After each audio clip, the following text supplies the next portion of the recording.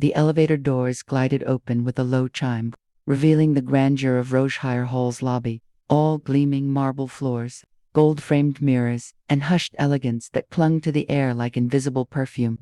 I stepped out slowly, holding a silver-wrapped gift box close to my chest, like it could anchor me. My fingers curled tight around the edges, as if the ribbon might unravel my composure if I let go. The hallway leading to the ballroom was lined with velvet ropes and subtle string music wafted through the air. Vivaldi, maybe, or something equally refined. I could hear the soft clinking of champagne glasses and the polished laughter of people who had long since stopped worrying about money or belonging. This was the kind of place where wealth wasn't worn loudly. It whispered through tailored suits and practiced smiles. My heels echoed on the marble as I approached the hostess stand. She looked up, her face a carefully trained expression of warmth. A sleek black tablet rested in her hands, her nails tapping lightly on the screen. "Good evening," I said, smoothing the front of my black dress with one hand while still clutching the gift box with the other. "I'm here for the Hart anniversary celebration." "Of course," she replied with a slight nod. "Name, Selina Hart," I said gently. "Elias Hart is my son. This is his and Vivian's 10th wedding anniversary." Her fingers moved swiftly across the tablet, her eyes scanning. Then her smile hesitated, only for a moment, but it was enough. The kind of crack that lets all the wrong things in. "I'm sorry, Mum. Could you repeat the name?" "Selina Hart," I said again, quieter this time. My stomach began to turn. This event, I helped plan it. I paid the deposit. She hesitated again, scrolling more slowly now, her brows furrowed slightly. "I don't see a Selina Hart listed here. Let me check with the coordinator." I nodded, but something already told me the answer. My gaze drifted toward the frosted ballroom doors, where golden light shimmered through the etched glass. I caught glimpses of white roses, crystal glasses, and soft linens draped like snow. Laughter floated through. My cousin Delilah stood near the center table, already tipsy, gesturing grandly with a glass of wine in hand. She hadn't seen me. None of them had. And then the doors opened wider, and Vivian stepped out. She wore a silver gown that clung to her like water and diamonds that glistened like frost. Her eyes found mine instantly, too instantly, as though she'd been waiting for this moment. Her face remained beautifully composed, not a hair out of place, but there was no warmth behind her expression, only cool certainty. "You're not on the guest list, Selina." Her voice was light but firm, like a lock clicking shut. "There's no guest list without me," I replied, keeping my voice even, though something sharp twisted in my chest. "I paid for this room." Vivian's eyes flicked toward the hostess, then beyond her. I turned just in time to see a man in a dark suit approaching. Security. And then I saw Elias. He stepped into the hallway quietly, as if unsure whether to enter this moment or escape it. My son, dressed in a perfectly cut black tuxedo, hair slicked back, jawline firmer than I remembered. He looked older, sharper, a stranger with my son's eyes. "Elias," my voice cracked. "What is this?" He didn't look at me. Not really. His gaze fell somewhere near my shoulder. "I told you not to come," he murmured. This isn't the time." His words were soft, apologetic even, but behind them stood the security guard, stepping forward now, closer to me than anyone should be on a night like this. I didn't cry. I didn't beg. I turned and walked away, still holding the silver box, unopened, unwanted. It was tied with a blue ribbon, simple and neat. Inside were 2 watches, matching, elegant, engraved with their initials, and a phrase etched from a poem Elias once loved as a boy. Still ticking. Always. It wasn't always like this. There was a time when Elias used to run barefoot through our hallway, cereal spilled down his pajamas, a superhero cape dragging behind him. He would leap into my arms shouting, "Mama, look at me." And I'd spin him around like he was my whole world, because he was. I still remembered the weight of his small hand gripping mine as we walked into the funeral home to say goodbye to his father. Jonas was only 43 when the cancer took him. Elias was 9. I was 38 and hollow with grief. After Jonas died, everything shifted. I packed away my paints, folded up the easel, and boxed up the dreams I'd clung to for years. Art didn't pay the bills. Grief didn't postpone them either. So I took a job in compliance at a financial firm downtown. It was supposed to be temporary, just until we got on our feet. But temporary has a way of becoming permanent. When your child needs braces, then tutoring, then a college fund, I never missed a single tuition payment. I co-signed the lease for his first off-campus apartment. I sent care packages during every exam season. When he called me at 22, buzzing with excitement over a business idea and asking for seed money, I didn't hesitate. I wrote the check. The startup failed within a year. I told him that was okay. That failure was a stepping stone, not a dead end. Because that's what mothers do. We wrap disappointment in love and call it hope. And then came Vivi. She belonged to a world I never had a map for, raised on summers in Tuscany, and family names etched onto country club plaques. The first time I met her, she looked at me like I was an accidental intrusion. She was polite, of course, always polite, but in that distant, chilly way that says you don't belong, and never will. I tried. God knows I did. I sent her flowers when she got promoted, invited her to brunch, complimented her style. She smiled and accepted it all with the grace of someone doing charity. Slowly, I began to feel it.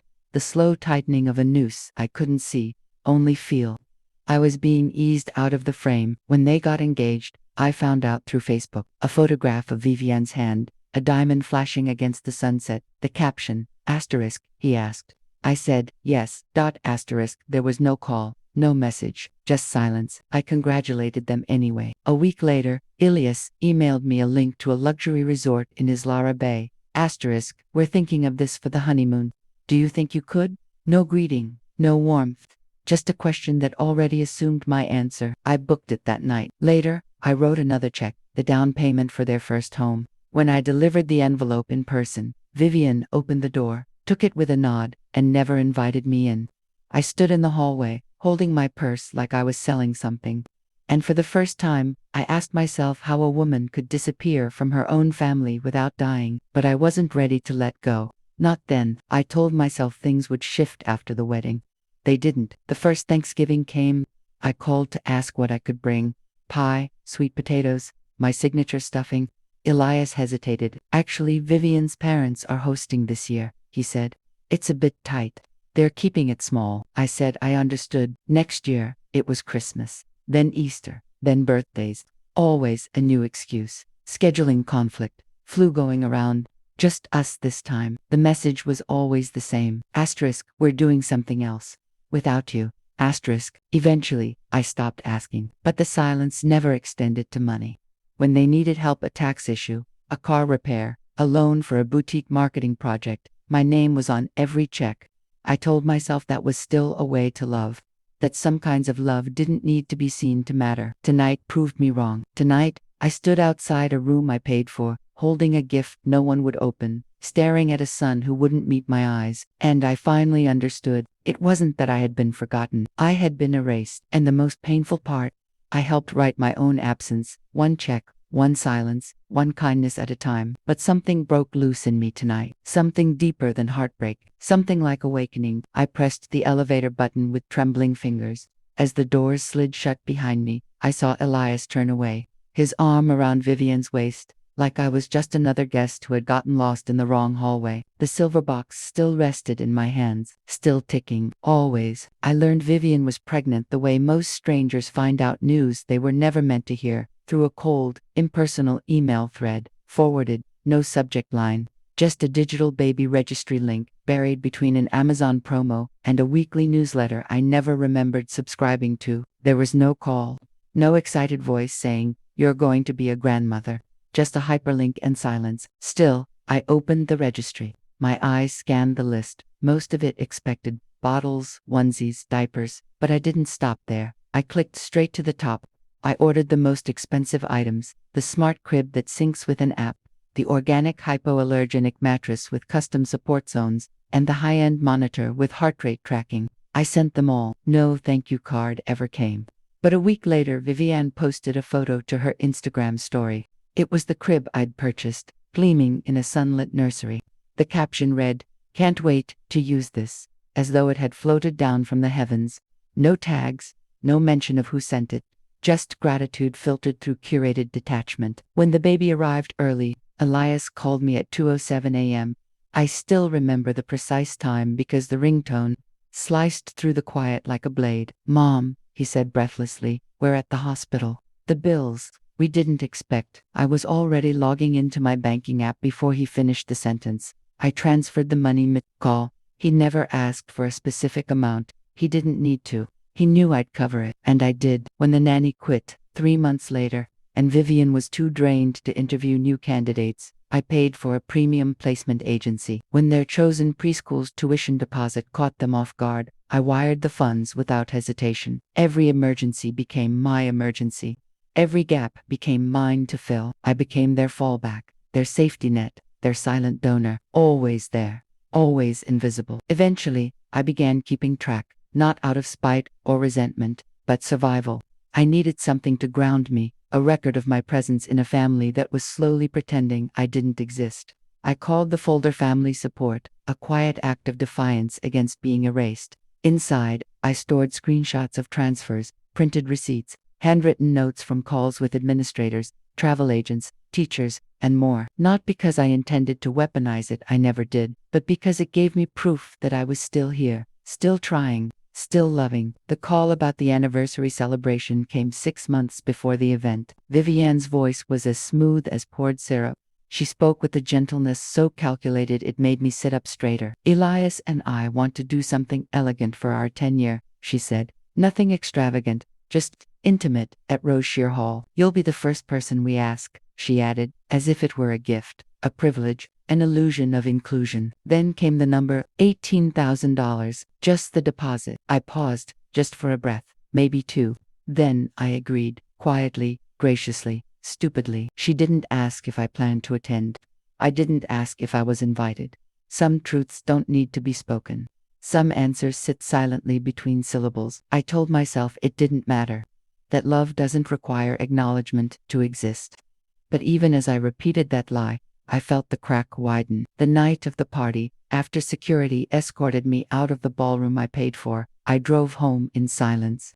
The box, the gift I had so carefully chosen, still sat on the passenger seat beside me. The sapphire ribbon had come undone during the ride, unraveling like a question I didn't know how to answer.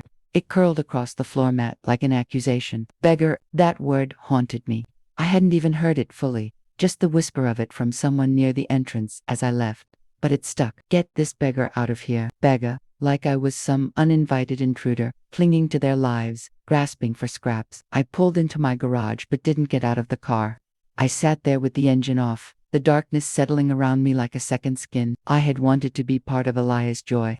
I had chosen a card, written words that came from the deepest part of me. I had dressed carefully, worn the necklace his father gave me on our 10th anniversary. I had shown up full of hope, but to them, I was something to be managed, to be hidden, to be escorted away. My phone lit up beside me. I answered without thinking. "What's wrong?" she asked immediately. Her voice was sharp with alarm, already reading between the silence. "I got kicked out," I whispered. "What do you mean?" "They had security escort me." "Elias?" she asked, disbelief catching her breath. "He didn't say a word." "I'm coming over." "No, it's late. I'm already in my car. Don't move." 20 minutes later, she arrived, hair tied back, hospital scrubs still wrinkled, keys in hand. She didn't ask questions. She simply climbed into the passenger seat, saw the ribbon on the floor, picked up the gift box and placed it gently in the back seat.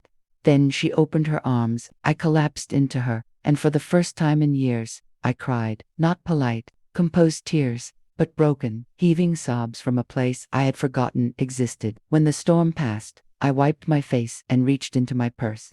I pulled out the manila folder, the one I had never shown anyone. "What's this?" she asked, surprised. "My records," I said. "We carried them inside." At my kitchen table, beneath the glow of a single pendant light, I opened my laptop and pulled up the spreadsheet I had started 9 years ago. Back when Elias and Vivian moved into their first apartment, line after line, hospital bills, birthday trips, college top-ups, rent bailouts, business loans, car repairs, crib, cruise, school deposits. When we reached the bottom, the number stared back like a slap. $1.2 million. I blinked. It had been so long since I'd looked at the total. I'd forgotten how much of me had been spent, literally, keeping their lives afloat. "That doesn't count the cruise," I said quietly. 7 nights. Alaskan Inner Passage. I booked it 3 months ago for their anniversary. Talia's face hardened. "Selena, this isn't generosity. This is extraction. They don't love you. They use you. I let them, I admitted. I told myself it was love. That one day they'd see me again. They don't deserve you. No, I said, steadier now. But I allowed this. I made it easy. We sat in silence. The weight of almost $1.3 million pressing on us like gravity. I scrolled to the top of the sheet again, where I'd titled the document Family Support.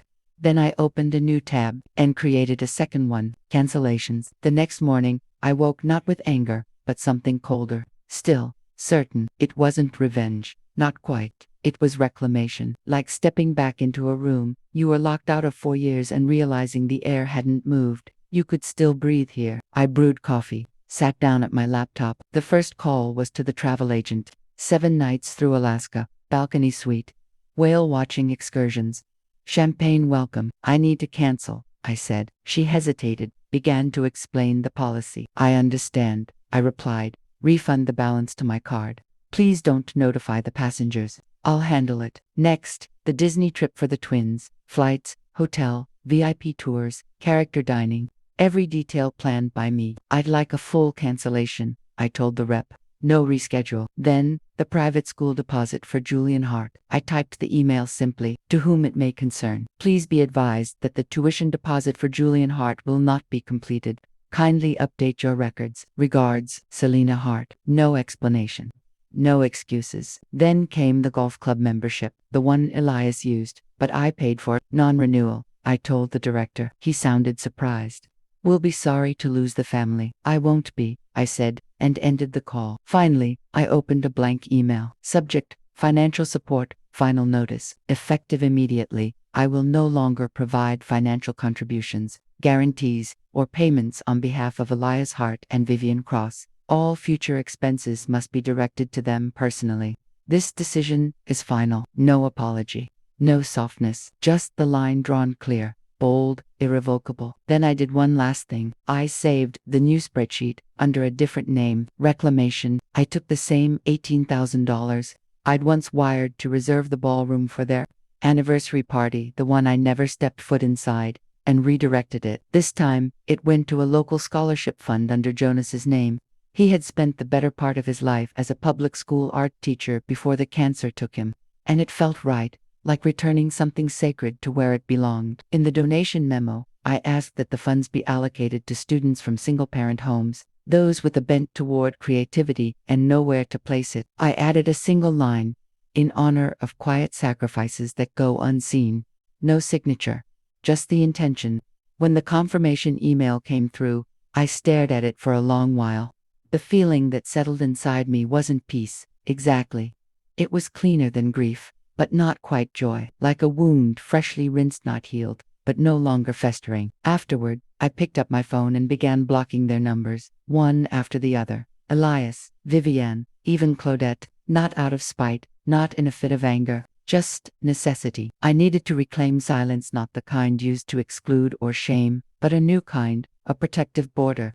A silence that kept demands from leaking in through the cracks. Later that afternoon, I opened the desk drawer where I kept the folder, the one I'd labeled Family Support. Years of receipts, bank transfers, printed emails, spreadsheets. I pulled it out, stared at it a while, then carried it to the trash bin. I didn't shred it. I wasn't trying to erase the past. I just didn't want it near me anymore. I had done everything I came to do.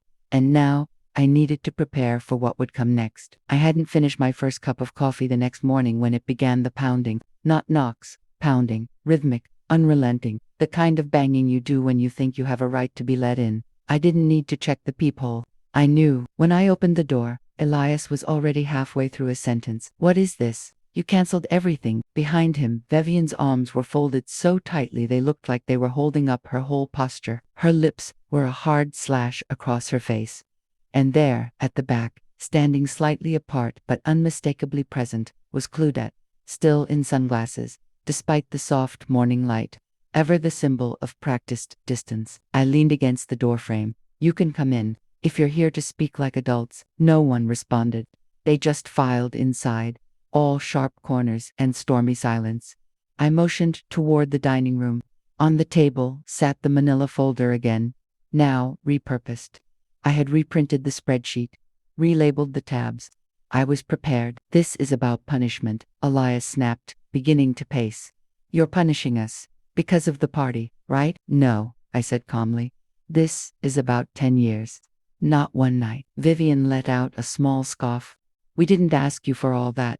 You volunteered. You made it about you. I tapped my finger lightly against the spreadsheet. This is a record of every financial contribution I've made to your household, to your emergencies, to your dreams. Claudette stepped forward and glanced down at the list. Her expression didn't change. It never did. Vivian crossed her arms tighter. Money doesn't equal love. No, I agreed. But for a long time, I gave as if it did. I gave because I thought it made me matter, because it was the only way you kept me in your orbit. Elias slumped into the nearest chair, suddenly deflated. You do matter, he said quietly. Then why didn't you look at me? He blinked. I reached for my phone and tapped on a saved voice memo. The sound that came out was faint at first, the chatter of guests at the Roseshire Hall. Then a voice, a man's, the security guard. She's not on the list. Sir, a pause. Then Ilias's voice, unmistakable, tired and clipped. Just get rid of her. I hit stop. You didn't even look at me, I said again, voice steady. You were standing in the room I paid for, and you let them treat me like I didn't exist. Elias put his head in his hands. Vivian said nothing. Eventually, she exhaled and muttered, that was a misunderstanding. No, I said. That was clarity. That was truth unmasked. Claudette stepped forward, calm as ever, the cool matriarch. This is unfortunate, she said. But you're blowing it out of proportion. I turned to her. I didn't invite you here to be evaluated. I asked you to listen. She turned and walked toward the front door without another word. Vivian stood and adjusted her jacket. We'll figure out the deposits ourselves. I nodded. Elias lingered. I didn't think you'd actually do it. Cut us off, and I didn't think you'd let me be escorted out like a stranger, I replied. They left. I stood at the door for a long time after the lock clicked shut. I didn't cry. I didn't pace. I went to the kitchen, poured myself another cup of coffee, and sat down in the same chair I'd set aside for them, untouched. 6 weeks passed. Not all at once, but slowly, like the tide pulling away after a long, howling storm. The silence that followed wasn't empty. It had its own shape. It filled the spaces where their demands used to live. I didn't count the days. I just let them pass through me. Morning walks, strong black coffee, therapy once a week with Gwen, a woman who didn't flinch when I said, I think I raised a son who no longer sees me as a person. She nodded, asked the right questions, never promised healing, just reminded me that clarity is its own kind of freedom. Eventually, I pulled my paints from the back of the closet. The brushes had gone stiff, some ruined beyond hope, but I lined them up anyway like ghosts of former selves and began again. Not to impress, not to sell, just to remember what it felt like to make something that didn't ask for anything in return. The money I would have set aside for Vivian's kitchen remodel or Julian's tuition, I put it somewhere new. I started a grant fund in Jonas's name, small, quiet, meant for single mothers trying to claw their way free from someone else's financial leash. The first check I sent out anonymously. It felt right. Then one day, I found a pale pink envelope in the mailbox. The handwriting messy and uneven. Inside was a sheet of lined paper, scrawled in purple marker. Dear Grandma, I miss you. Mommy says you're mean, but I know you're kind. I liked your necklace and your cookies. Do you still paint? Love, Naomi. I sat at the kitchen table, holding that letter like it was a lifeline. Her small voice slipped through every wall I had built. That night, I pulled out my stationery and wrote her back. I didn't mention her mother. I didn't ask to see her. I just told her about a painting I was working on, and that I missed her too. That painting became the centerpiece of the first exhibition I'd done in 2 decades. I hadn't planned it. One of Gwen's friends ran a local gallery and asked to see my work. I said no 3 times before finally agreeing. The last painting I submitted was the one I had put off finishing. It started as a crowded dinner, seen many faces, all blurred, but over time, I painted each one out, until all that remained was the table itself. And one chair, pulled back slightly, waiting. I didn't know what to title it, not at first. Then I remembered something Jonas once said after Elias's 5th birthday. When the house had gone quiet and it was just the 3 of us eating leftover cake in the kitchen, the real love shows up after the party's over. So that's what I named it, After the Party. The gallery opening was held on a soft Friday evening in early spring. That morning, I finished a watercolor sketch for Naomi and tucked it into a letter. I sealed the envelope, propped it near the door, and went to change for the show. Epilogue. Still his mother. The voicemail came late. I almost didn't answer, but the voice that spilled out was familiar, if quieter than I remembered. I saw your name in the paper, the gallery. I had no idea how much you were doing for all of us. I don't know what to say. I listened to it once, then deleted it. No message could undo the choices that had been made. The betrayal wasn't about a party. It was about a pattern. The next morning, I framed Naomi's drawing and hung it beside after the party. Two truths, side by side, one innocent, one earned. I stood back and looked at them.